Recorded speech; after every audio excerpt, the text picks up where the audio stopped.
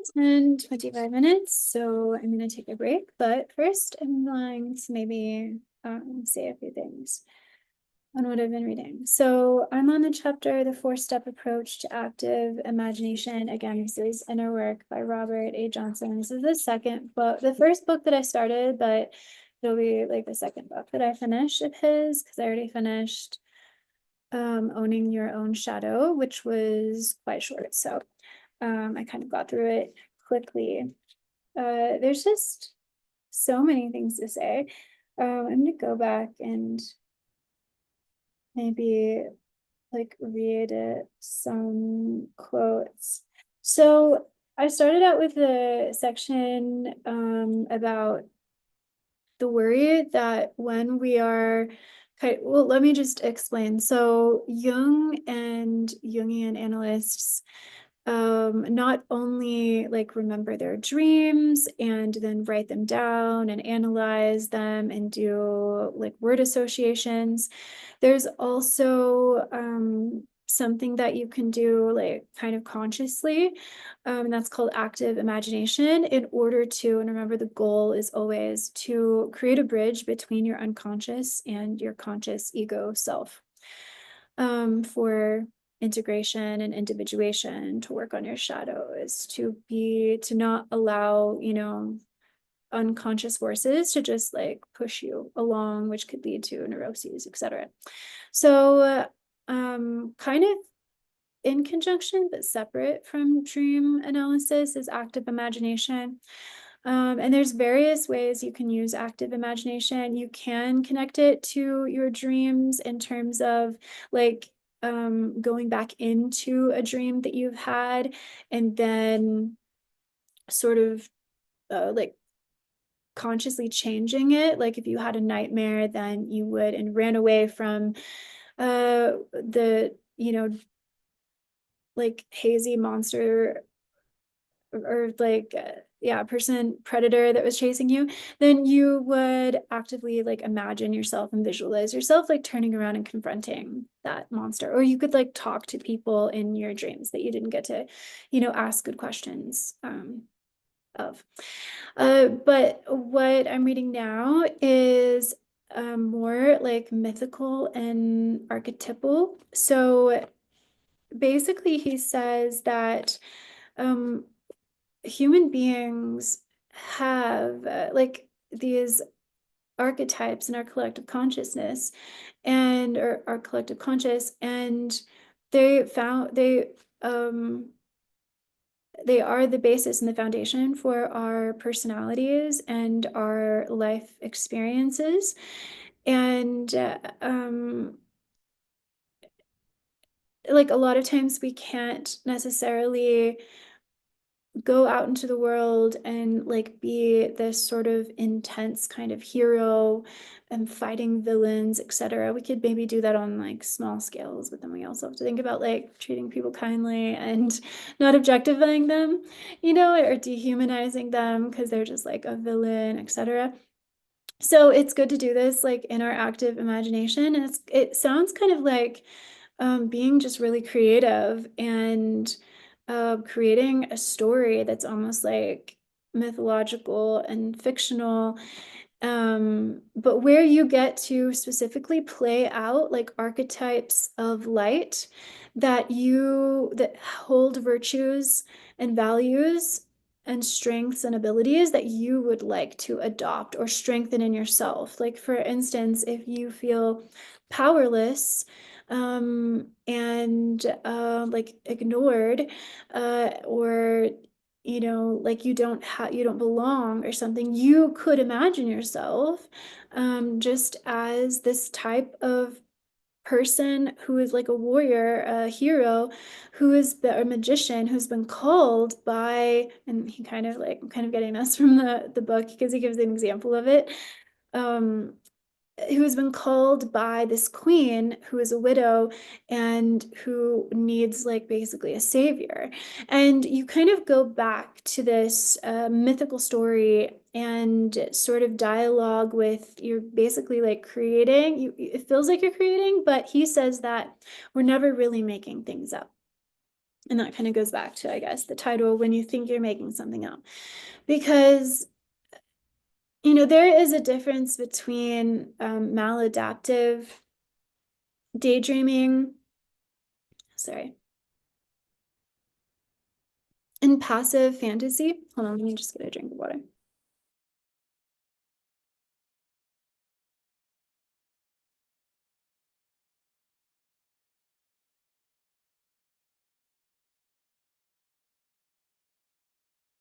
Okay, and this active imagination.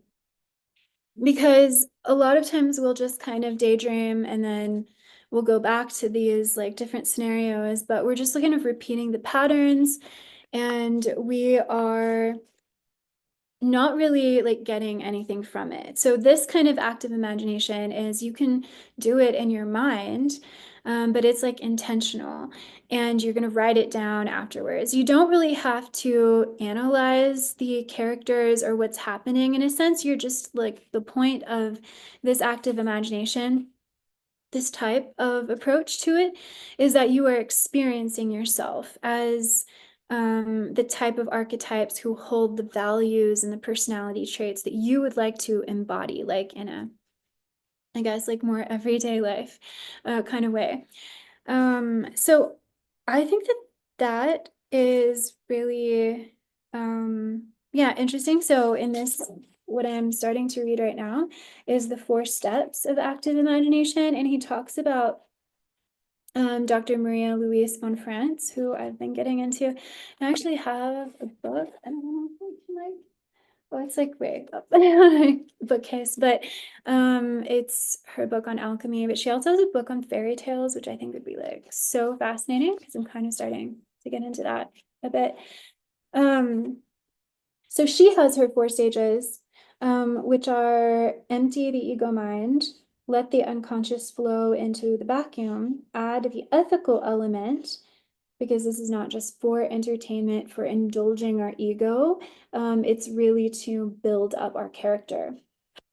And then 4, integrate the imagination back into daily life, because Robert Johnson really says how important it is to like ground yourself after and like come back to real life, because we can't, kind of reminds me of Martin Buber as well, I and thou. Like, you can't spend all of your life in sort of this mythical sacred place. Like, you are incarnated on earth to utilize the material world to maybe work on and reconcile what's in your psyche, but also like we have material needs and relationships that we've committed to and things like that. So his 4 steps are: invite the unconscious. So the example is, I think it's his example, or um, some dude's example, is that every time he enters into his mythological story, and it just like goes on for, I don't know, weeks, months, like until you need a new story. But he imagines putting on like a blue cloak over his body. And then when he ends this, so it doesn't like bleed into his actual life, he, like ends the ritual, and he puts on a particular flannel shirt, like in real life. Like he has this flannel shirt that his wife has given him, and he puts this on, and that's supposed to be like the end of it, you know? And yeah, and so I think that it's really interesting. I think that, I don't know if I read all of these, but number 4 is make it concrete with a physical ritual, and that's the one that trips me up so far. I've been recording my dreams, remembering them, analyzing them, really using active imagination for my dreams to like talk with the characters, or the figures, the archetypes, etc. And that's been really helpful. I've thought about various rituals I could do, but maybe I'm not convinced, maybe I'm not convinced yet. And I don't completely understand the ritual part, because an example of the ritual would be, for instance, I had a dream somewhat recently, where I was in like a DMV kind of place, and there was this, person that was working there. They were like high up on a platform, so supposedly like a guide. And I was trying to basically like gain citizenship in a new state. I was going like from one state, like in the US, there's like things you have to do because you have to transfer your car, etc. in real life. So I guess it was something like that. So I had to, be like registered in my new state.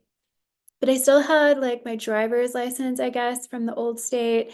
And just there were some things. And so I was getting frustrated with my guide, or the person working at the DMV. Um, like I needed more help. I was like, well, I don't know what to do. And he said, well, if you don't go through the process completely and you get stopped in your new place, then you'll get a fine or you'll get in trouble or something. And so I said, yeah, it's really important. So what do I do? And he said, well, I've already given you paperwork with the 12 steps. So there we go. There's a number right there. I've already given that to you. And I said, well, can't you just help me with the first step? And he said, well, you've already completed the first step. And then, so that was basically the dream. So I thought, well, maybe I could do something with the number 12, like have, I don't know, 12 crystals, or write 12 messages, like different steps, I guess, for integrating. Basically, the state that I was going to was, I was coming from Colorado and going to Oklahoma, which is where I've come from. So, but Oklahoma is where like I have all of my like childhood stuff that I need to deal with. It's probably like that is embedded within my unconscious. So basically, I was making the transition from the conscious current world back into my past. This would actually probably be a cute video to do on my channel, but I don't think I've done it. And so it was kind of like there are steps that you need to take to fully integrate your unconscious, to fully explore, like there's a sequence basically. And so, like, maybe I could do that. I don't know. Maybe am I lazy? Like, am I just really lazy? And like, I'm just like, oh, that's like physical work that I have to do. Or maybe I just don't believe part of it. That's probably part of it. Part of it's probably like, I don't believe, like, will this really do anything? Like, it kind of seems silly. Not, and that's just like part of me, like, loves this. That's just a very strange part of me that like just said that it was silly because usually I love spirituality and mystical stuff and I'm theatrical. There's a part of me that's very theatrical. So I just don't know, but I haven't done it. There's some resistance. So I hope that when I get to the part in this chapter that talks about the fourth, eventually I feel like I'll figure it out. But that's where I am now. So yeah, so I would definitely recommend this book. I'm going to take a little break and like get some tea, and then I'll be back for another 25 minutes. Thanks everyone for listening. Put in the chat if you have thoughts or ideas.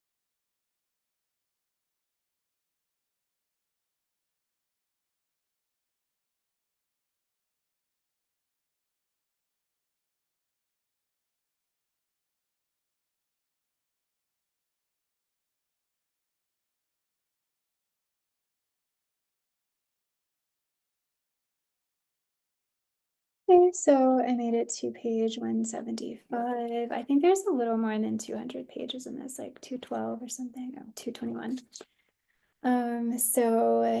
Yeah, not as much from this did I get as the last section, but it's still like really great. it's just kind of going through and giving examples, which I really love. There was even an example from Carl Jung about active imagination. One thing that's really interesting in this example of a dream from Jung is that he is talking to this kind of like wise old man archetype.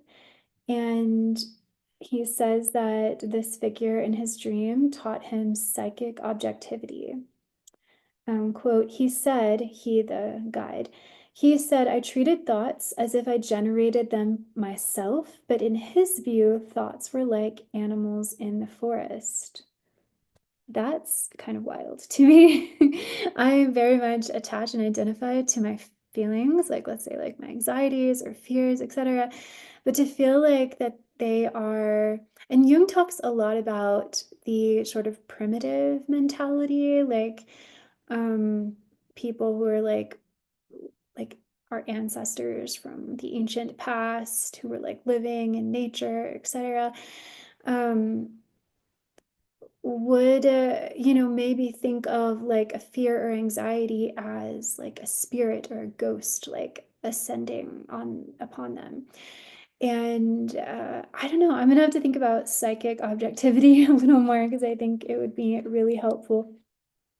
But basically, he's talking now about what I do, which is dialogue with characters in my dreams. And he says that it's particularly helpful for dreams that don't have a resolution, like you wake up and you're still running from the monster, or there's a conflict that, again, like doesn't get resolved. So you can bring a character back up. And I think that you can do this just, I pace around my apartment and I just kind of like call, and obviously I don't close my eyes, but I, 'cause I don't want to run into things, but I start asking questions. I think asking questions is a very good way to invite characters from your dream to come up in your imagination. And again, you don't have to be worried that whatever you come up with is you're just making it up because it comes from somewhere, right? It's coming from you.